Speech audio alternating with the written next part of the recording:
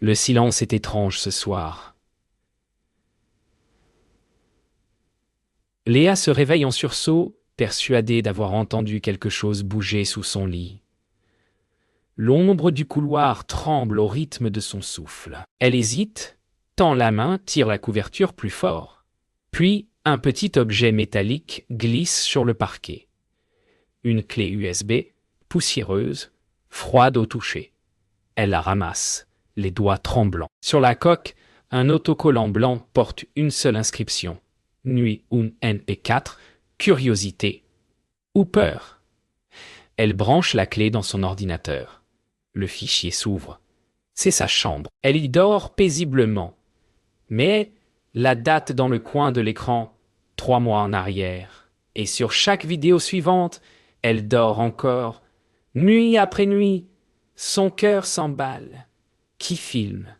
Depuis quand? Et surtout, pourquoi toujours s'arrêter à 3h17? Le matin se lève sans éclat. Léa n'a pas fermé l'œil. Chaque son de la rue la fait sursauter. Elle efface les fichiers, puis vérifie encore et encore sous son lit, dans l'armoire, derrière les rideaux. Rien. Mais la clé USB, elle, reste sur le bureau, comme une menace muette. Camille passe lui rendre visite. Léa raconte, voix tremblante, mais Camille rit nerveusement. Tu regardes trop de thrillers. Pourtant, même elle semble mal à l'aise devant le regard fixe de Léa. La clé USB trône entre elles, comme une preuve vivante que quelque chose d'invisible rôde. Cette nuit-là, Léa bloque la porte, vérifie les serrures 3 fois.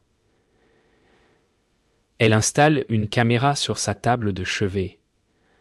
Avant d'éteindre, elle murmure.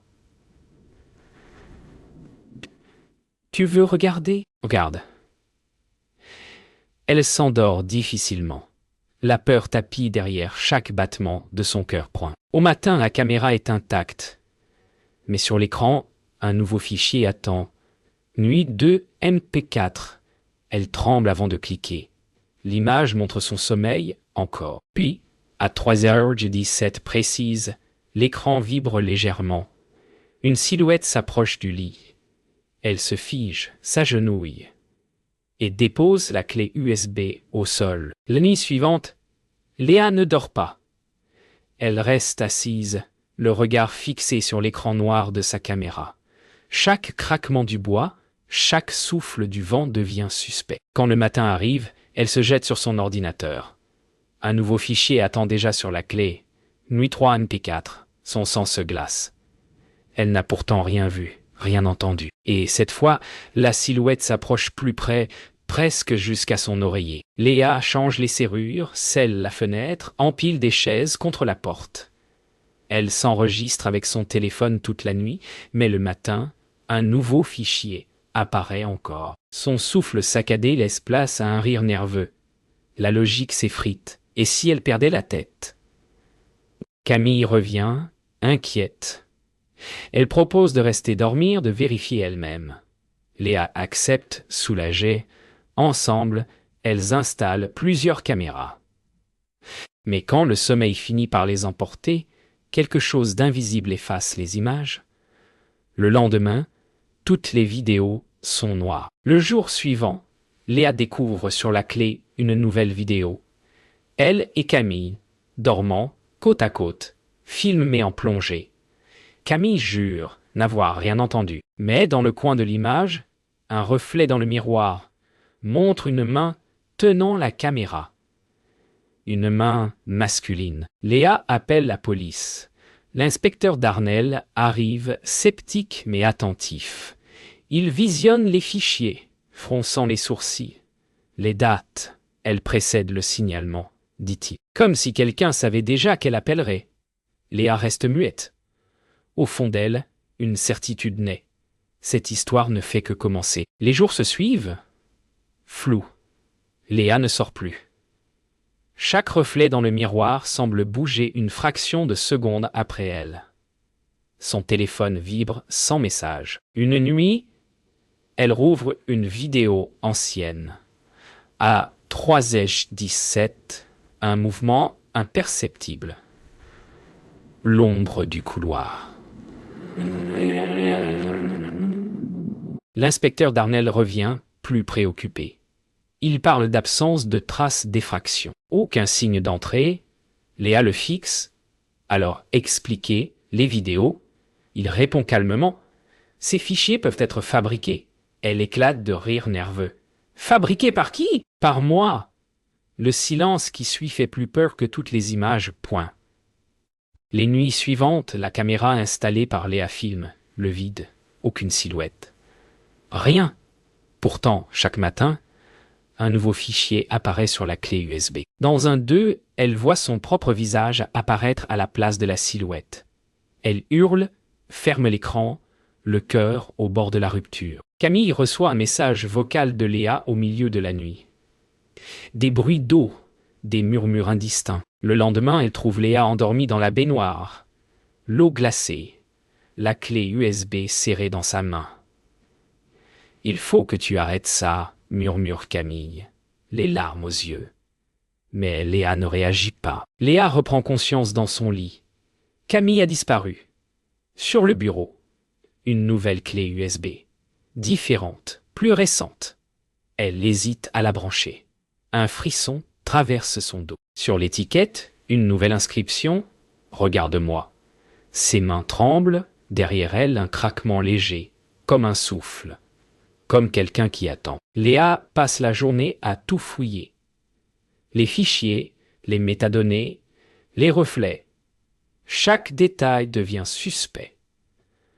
Un nom revient dans les propriétés des vidéos, Théotour. Son cœur se serre. Son voisin du dessus, toujours discret, toujours poli, mais jamais vraiment là quand elle en parle. Et si tout commençait chez lui, elle monte à l'étage. Chaque marche grince comme un avertissement. Devant la porte de Thomas, elle hésite. Personne ne répond. Pourtant, derrière la porte, elle entend le léger bourdonnement d'un ordinateur, un ventilateur, une présence. Elle colle l'oreille contre le bois. Un clic, puis plus rien. Léa contacte l'inspecteur Darnell. Il promet de regarder ça, mais sa voix paraît distraite, presque lasse. Elle sent qu'il ne la croit plus. Alors, elle décide d'agir seule. Elle glisse une caméra dans le conduit d'aération qui donne sur l'appartement de Thomas. Ce qu'elle verra dépassera la peur. Le lendemain, elle regarde les enregistrements. Des câbles, des écrans, des dizaines d'images d'elle, de sa chambre, de sa salle de bain, de ses nuits. Et au centre, Thomas, assis calmement, fixant l'écran sans cligner. Comme s'il attendait qu'elle le découvre. Quand la police revient, tout a disparu. Plus d'écran, plus de câbles. L'appartement de Thomas est vide, propre, presque trop parfait. L'inspecteur hausse les épaules. Léa s'effondre. Sur le sol, un seul objet. Une photo d'elle dormant, datée d'hier. Dans le coin de l'image, un reflet. Son propre visage derrière la caméra. Léa ne dort plus. Elle ne mange plus. Chaque bruit de pas dans le couloir résonne comme un battement de cœur étranger. Elle prépare un plan. Rester éveillé. Attendre 3-17. Piéger l'intrus. Sur la table, la caméra est prête. Dans sa main, une lampe torche. Dans sa tête, une seule idée. Ce soir, je saurai. Le silence est total. Les minutes s'étirent. À 3h17, un déclic. Léa sursaute. La lampe s'éteint. L'écran de la caméra vacille. Dans le noir, une respiration lente, calme, tout près. Léa retient la sienne. Puis une voix, presque un souffle. Regarde-moi. Elle bondit, allume la lampe. La lumière déchire l'obscurité. Personne. Le lit est vide, la porte close. Mais sur le mur, un mot griffonné au marqueur noir. Tu filmes. Ses mains tremblent. Elle pointe la caméra vers elle-même. Et dans l'écran de contrôle, son propre reflet la fixe, en train de sourire. le matin et frappe à la porte de Thomas. Il l'ouvre, l'air surpris. « Je peux t'aider » demande-t-il calmement. Léa tremble. « Tu me filmes ? Avoue-le. » Il sourit, sans colère. « Tu devrais te reposer, Léa. » Mais dans son dos, elle aperçoit une étagère vide où reposaient autrefois les écrans.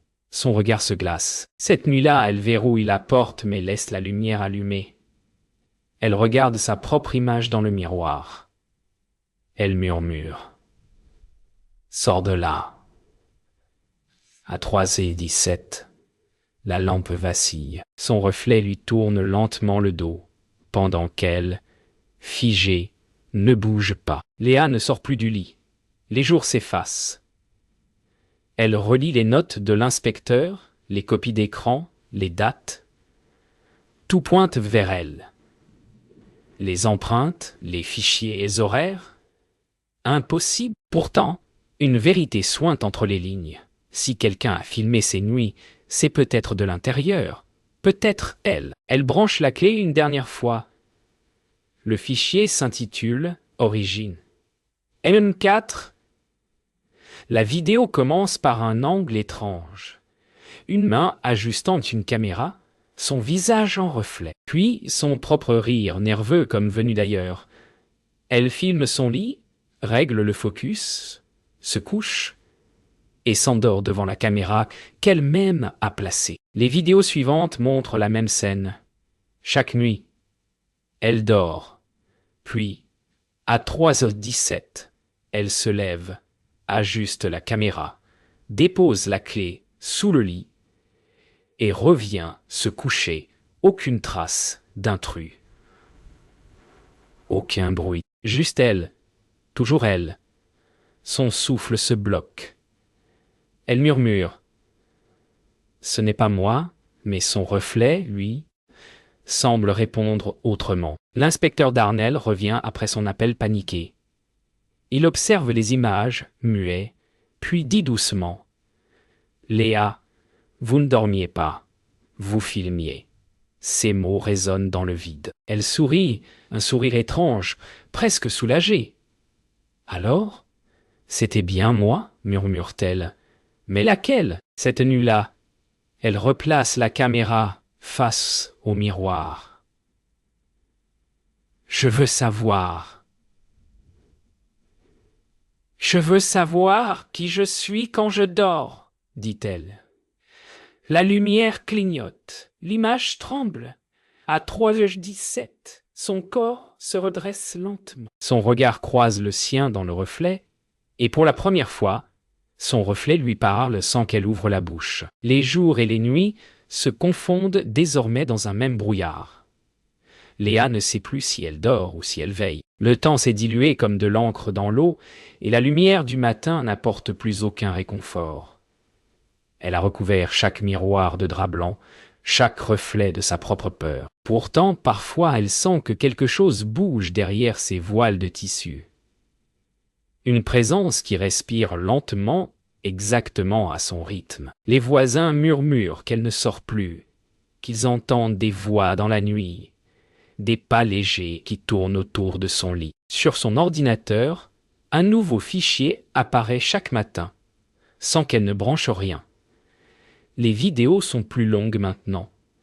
Et sur la dernière, Léa ne dort plus. Elle est assise dans son lit, les yeux grands ouverts, fixant la caméra comme si elle savait qu'on la regardait. Aucune expression, aucun mot, juste ce silence lourd, cet échange muet entre elle et l'objectif. Elle murmure. « Yobet, tu m'entends encore, n'est-ce pas ?»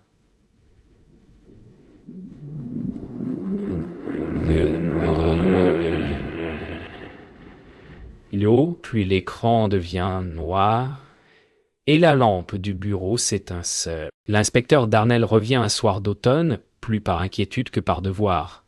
Il frappe 3 fois. Pas de réponse. La porte est entr'ouverte, l'air glacé. À l'intérieur, le silence est presque religieux.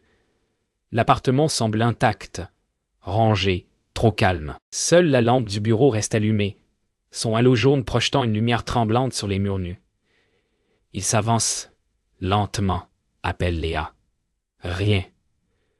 Puis un son, un clic discret venu de l'ordinateur. L'écran s'allume tout seul. Un dossier s'ouvre. Dernière nuit, M4. L'image tremble, granuleuse, comme filmée à la main. Léa y apparaît, debout au centre de sa chambre, vêtue de blanc, les yeux dans l'ombre. Elle s'avance lentement vers la caméra, tend la main, son visage s'agrandit à chaque pas. Elle murmure quelque chose d'inaudible, comme un secret ou une prière. Darnell se fige. Dans l'écran, il croit voir bouger quelque chose derrière elle. Une autre silhouette, floue, debout dans l'ombre, qui l'observe à son tour. L'image continue vacillante. Léa murmure encore. Mais cette fois, son regard ne fixe plus la caméra. Il semble regarder au-delà, à travers. Darnell se penche, fasciné, la main tremblante sur la souris. L'écran change d'angle, la lumière bascule, et soudain, c'est lui qu'on voit. Lui dans son propre bureau, filmé sous le même éclairage, la même veste, le même geste. Il recule brusquement, le souffle coupé. Comment cette image peut-elle exister? Le son de la vidéo s'amplifie. Un souffle régulier, proche, presque à son oreille. Derrière lui, une ombre glisse sur le mur. Longue et lente. Il pivote. Mais il n'y a rien. Pourtant, sur l'écran, Léa apparaît maintenant derrière son épaule. Comme si elle se tenait juste là, à la frontière entre le réel et la mémoire. Il tente d'éteindre l'ordinateur, mais la souris ne répond plus. L'écran se divise en deux. À gauche, Léa le regarde. À droite, il se regarde lui-même, filmé en direct. Et derrière, le souffle continue. Le lendemain, Camille monte les escaliers 4 à 4. Elle frappe, crie son nom, pleure. Pas de réponse. La porte est entr'ouverte, comme si quelqu'un venait de sortir. L'air est froid, presque humide. À l'intérieur, tout semble en ordre. Le lit fait, les rideaux tirés, aucune trace de lutte. Mais sur le bureau, l'ordinateur tourne encore. L'écran diffuse une vidéo en boucle. Léa, assise sur son lit, visage paisible, parle doucement à la caméra.